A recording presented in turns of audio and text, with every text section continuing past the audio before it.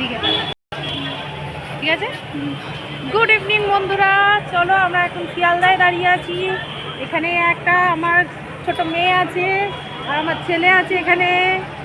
চলো আমরা শিয়ালদায় দাঁড়িয়ে আছি, আমরা বেড়াতে যাচ্ছি। কোথায় যাচ্ছি আস্তে আস্তে সমস্ত কিছু দেখাতে থাকবো, কারণ আমাদের এখনও ট্রেন আসেনি, আর একটা ট্রেন আছে। স্নান গেলে আমি ভয় পাই। হঠাৎ করে বেরিয়ে পড়লাম বেড়াতে যাব বলে, তাই শিয়ালদায় এখন আছি আমরা। ট্রেন ধরবো, কিন্তু ট্রেনের এখনও টাইম হয়নি। আমরা অনেকটা আগে পৌঁছে গেছিলাম, প্রায় 1.5 ঘন্টা 1.25 ঘন্টা আগে আমরা শিয়ালদায় পৌঁছে গিয়েছিলাম।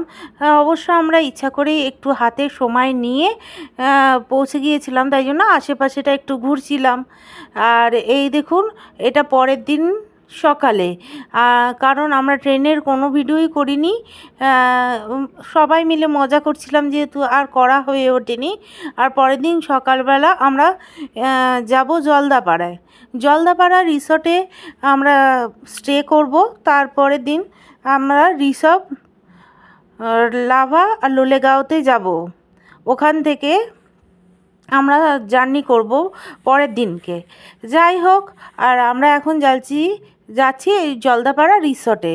এটার নাম হচ্ছে রাইনো রিসর্ট, জলদাপাড়াতেই। আর এখানে বড় বড় পাঁচিল দিয়ে ঘেরা, কারণ পাশে পুরোই জঙ্গল। আর এখানে হাতির খুব উপদ্রব, যার জন্য পুরো রিসর্টটা বড় বড় পাঁচিল দিয়ে ঘেরা চারদিকটা। আর রিসর্টটা দেখতে ঠিক এই রকমই।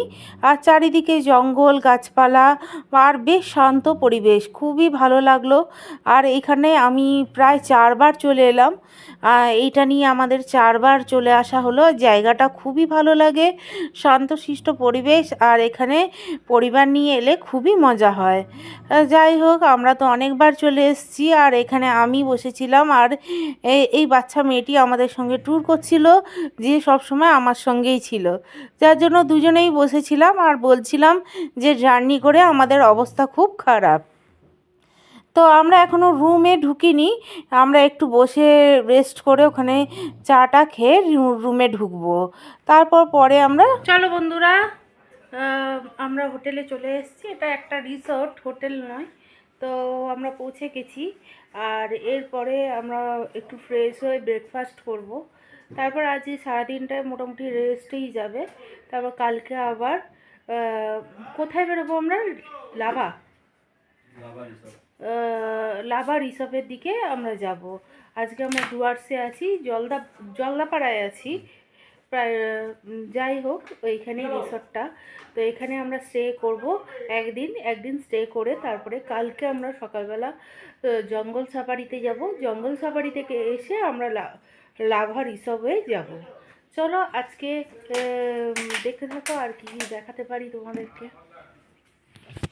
চলো, এর আগে আমরা টিফিন সমস্ত কিছু করে নিয়েছি, আর খুব টায়ার্ড ছিলাম, যার জন্য দেখানো হয়নি। আর এখন আমরা চান টান করে সমস্ত কিছু আমরা দুপুরে খাওয়া দাওয়া কমপ্লিট হয়ে গেছে। দুপুরবেলা খাবার দাবার সমস্ত কিছু কমপ্লিট হয়ে এবার ঘুরে বেড়াচ্ছি বাগানের মধ্যে। তো চলো দেখতে থাকো সব কিছু। চলো, এইখানে সবাই মিলে মজা করছিল। দুজন নেপালি মেয়ে এখানে রিলস বানাচ্ছিল। তো আমাদেরই গ্রুপে কিছুজন আর আমার হাজব্যান্ড, একটা বাচ্চা, সবাই গিয়ে তাদের রিলের মাঝখানে নাচতে চালু করে দিয়েছে। তারপরে ওরা খুব লজ্জা পেয়ে গেছে, আর ওরা আর রিলস করেনি, চলে গেছে ওখান থেকে। তো এই হচ্ছে গল্প। সবাই মিলে খুব মজা করছিলাম। আমরা খাওয়া দাওয়ার পর কি করব, একটু রেস্ট করছিলাম আর এইসব মজা করছিলাম। এই যে এই দুটো মেয়ে রিলস করছিল, তো ওদের রিলস তো বন্ধ করে দেওয়া হলো। আর এখানে আমরা সন্ধেবেলা এখানে আগুন জ্বালানো হয়েছে, আর খুব ঠান্ডা।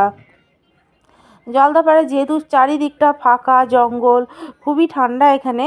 আর এই দেখুন রাত্রিবেলা রিসোর্টটা কেমন লাগছে, অনেক অনেক সুন্দর লাগছে, যেটা আপনাদের সামনে আমি তুলে ধরলাম। রাত্রিবেলাও রিসোর্টটা খুবই ভালো লাগছিল, কারণ আলো দেওয়া ছিল। তবে যে আমরা যেখানে ফায়ারটা জ্বালানো হয়েছিল সেখানে কিন্তু খুব বেশি আলো ছিল না, অল্প আলো ছিল। আর এখানে হবে চিকেন পোড়ানো, চিকেন শেখা হবে, যার জন্য আগুনটা জ্বালানো হয়েছিল। আর আমিও ওখানে বসেই ছিলাম। আর এখানে চিকেন দেখো পোড়ানো হচ্ছে। তো যাই হোক, চিকেন কাবাব তৈরি হচ্ছে যেটা বলে।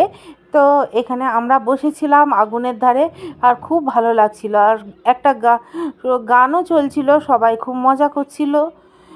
একটা বেশ ভালো ছোটোখাটো পার্টি হচ্ছিল, খুবই মজা করছিল সব, বাচ্চারাও মজা করছিল, বড়রা সবাই মিলে। আর এই চিকেনটা হচ্ছিল যখন, সবাই এই চিকেনের আশায় বসেছিল যে কখন হবে আর কখন সবাই খাবে।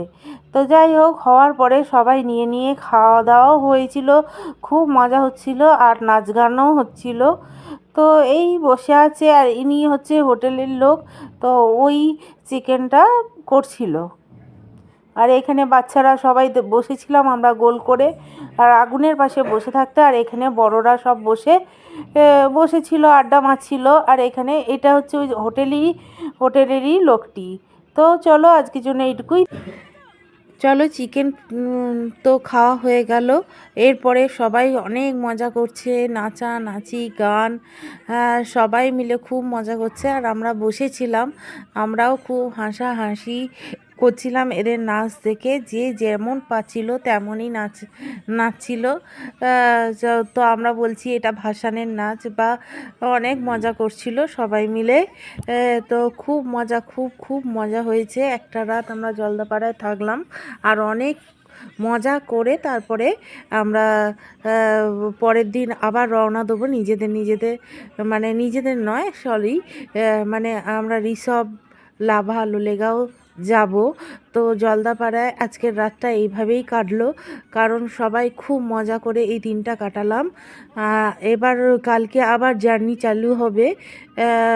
তো এইভাবেই চলছে। আর এখানে মাঝখানে আগুন জ্বলছে, মাঝে মাঝে আগুনটাতে কাঠ দিয়ে একটু আগুন পোয়ানো হচ্ছে, আর আগুনের চারপাশেই সবাই মিলে নাচানাচি করছিল। আমরা চেয়ারে বসে বসেই হাত পা দুলাচ্ছিলাম। যাই হোক, তো আর ছেলেরা সবাই নাচছিল। এইভাবে খুব খুব সবাই মিলে মজা করছিল। চিকেন তো খাওয়া হলো, এরপরে সবাই মিলে বসে এবার আন্তাক্ষরী খেলা হবে। সবাই নেচে নেচে সবাই হাঁপিয়ে গেছে। তো এবার ঠিক হলো যে, আর ওইদিকে বাচ্চারা দোল্লা খাচ্ছে, যেহেতু দোল্লা ছিল। আর এখানে সবাই মিলে ঠিক হলো যে আন্তাক্ষরী খেলা হবে, কারণ অনেক নাচানাচি হয়ে গেছে, হাসাহাসি হয়ে গেছে। এরপরে আন্তাক্ষরী খেলা হবে। সে আন্তাক্ষরী কেমন আন্তাক্ষরী হচ্ছে বুঝতে পারছি না, দুটো দলে আন্তাক্ষরী খেলা হচ্ছিল, আর সবার গান সবাই গেয়ে দিচ্ছিল। এইভাবেই মজা করে চলছিল। এই আন্তাক্ষরীতে কোনো হার জিত ছিল না, শুধুই মজা ছিল। সবাই মিলে মজা করে করে সারাক্ষণটা আমাদের কেটে গেল কিভাবে আমরা বুঝতেই পারলাম না।